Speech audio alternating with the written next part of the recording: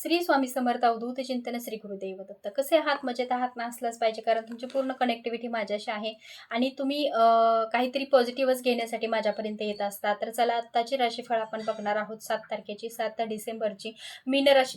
मीन राशीसाठी आजचा दिवस कसा राहील किंवा आजच्या दिवसामध्ये तुमच्यासोबत काय घडणार आहे हे आपण आता बघणार आहोत. श्री स्वामी समर्थ. अवधूत चिंतन. श्री गुरुदेव दत्त. पूर्ण एनर्जी चेंज करून घ्या. तुमच्या आयुष्यात सकारात्मक ऊर्जा येतील. निगेटिव्हिटी निघून जात आहे हे फील करून घ्या, की जेणेकरून तुमच्या आयुष्यामध्ये चेंज होताना दिसत आहे. ओम नमो आदेश, ओम नमो आदेश, ओम नमो आदेश. श्री स्वामी समर्थ. अलख निरंजन, निरंजन, अलख निरंजन.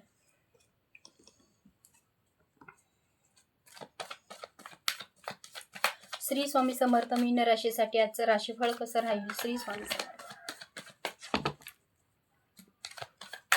आजचं राशीफळ कसं राहील मीन राशीसाठी? ओके. लव्ह रिलेशनमध्ये ग्रोथ दिसत आहे, काहीतरी पॉझिटिव्ह घडत आहे, पण थर्ड पार्टी सिच्युएशन आलेली आहे. थर्ड पार्टी सिच्युएशन तुमच्यामध्ये इन्व्हॉल्व आहे, त्याच्यामुळे तुमच्यामध्ये काहीतरी वादविवाद होताना दिसतो आहे. पण लव्ह रिलेशन आहे, थर्ड पार्टी रिलेटेड जर बघायला गेलं तर चांगलं काहीतरी घडताना दिसतंय. लव्ह रिलेशनमध्ये चांगल्या काही गोष्टी घडताना दिसत आहेत, पण थर्ड पार्टी सिच्युएशनमुळे तुमच्यामध्ये काहीतरी वादविवाद, भांडण अशा काही गोष्टी करताना दिसत आहे. समोरची व्यक्ती तुमच्याशी थर्ड पार्टी रिलेटेडच हे जास्त आहे एनर्जी तुमची आज दिवसभरामध्ये मीन राशीसाठी, कारण लव्ह रिलेशन त्यांचं ऑलरेडी आहे, त्यामध्येच एक्स्ट्रा मॅरिड अफेअर वगैरे असू शकतं. त्यामध्ये काहीतरी तुमच्या आयुष्यामध्ये वादविवाद होताना दिसतो आहे. त्यामुळे आज दिवसभरामध्ये थोडं सावध राहण्याची गरज आहे तुम्हाला, जेणेकरून तुमच्या लव्ह रिलेशनमध्ये थर्ड पार्टी सिच्युएशनमुळे काहीतरी वाद होऊ नये, नातं खराब होऊ नये अशा काही गोष्टी आहेत त्या फॉलो करायच्या आहेत. आज दिवसभरामध्ये एकांत म्हणजे होता होईल तेवढं मनावरती किंवा चुकून काही घडू नये याचा विचार जास्त करायचा आहे.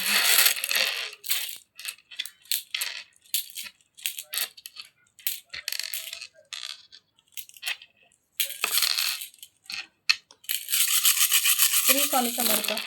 रेणुका मातेच्या नावाने चांगला. श्री स्वामी समर्थ. आयरचं उद्भवतं 1 2 3 4 5 6 7 8.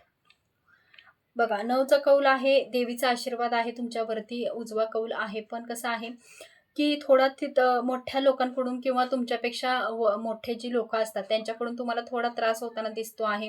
त्यांच्याकडून तुम्हाला आदर थोडासा ठेवणं गरजेचं आहे. त्यांना उलटसुलट बोलू नये किंवा काही अभद्र होऊ नये याचा थोडासा कुठेतरी मान सन्मान ठेवायचा आहे, जेणेकरून आजचा दिवस तुमच्याशी भांडणामध्ये किंवा त्रासामध्ये जाणार नाहीये. थर्ड पार्टी रिलेटेड काहीतरी गोष्टी आहेत, लव्ह रिलेशनमध्ये अशा काही गोष्टी दिसत आहेत आज दिवसभरामध्ये. त्या गोष्टी तुमच्या आयुष्यामध्ये घडताना आज दिवसभरामध्ये दिसत आहेत.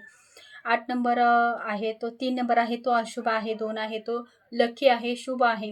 तुमच्यासाठी आज दिवसभरामध्ये एनर्जी तुमची चेंज होईल, छान राहील. थर्ड पार्टीवरती तुमचं थोडंसं नियंत्रण असलं पाहिजे.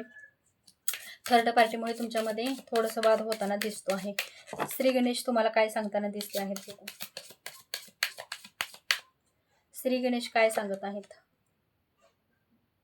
सॅलेंडर करायचं आहे सगळ्या गोष्टींवरती. जर काय घडत असेल तर सॅलेंडर करायचं आहे, शांतता घ्यायचं आहे, अतिरागराग करायचं नाही. हे शांत राहून सगळ्या गोष्टी बघायच्या आहेत किंवा इतकंही काही त्याच्यावर रिॲक्ट व्हायचं नाही आहे, जेणेकरून तुमच्या आज दिवस खराब जाईल किंवा तुम्हाला आज मनस्ताप होईल. अशा काही गोष्टी आज करायच्या नाही आहे. सॅलेंडर म्हणजे सोडून द्यायचे आहेत. जे काही होईल त्याच दिवसभरामध्ये सोडून द्यायचं आहे. त्याच्यावरती विचार तुम्हाला करायचा नाही. आजचा दिवस जाऊन द्यायचा आहे, दुसऱ्या दिवशी विचार करायचा आहे. अजून एक कार्ड काढते मी, जेणेकरून त्यावरती सुद्धा आपल्याला समजेल की एनर्जी अजून काही चेंज आहे का. यस, हे पण तेच आहे, डिलीट करायचं आहे सगळं. डिलीट केल्याशिवाय म्हणजे आज जे काही होईल ते डिलीट करत राहायचं आहे दिवसभरामध्ये. डिलीट करत राहायचं आहे, जेणेकरून आजचा दिवस तुम्हाला खूप सोयीस्कर राहील. हे टिप्स गणपती बाप्पांनी योग्यच तुमच्यासाठी दिलेले आहेत. श्री स्वामी समर्थ.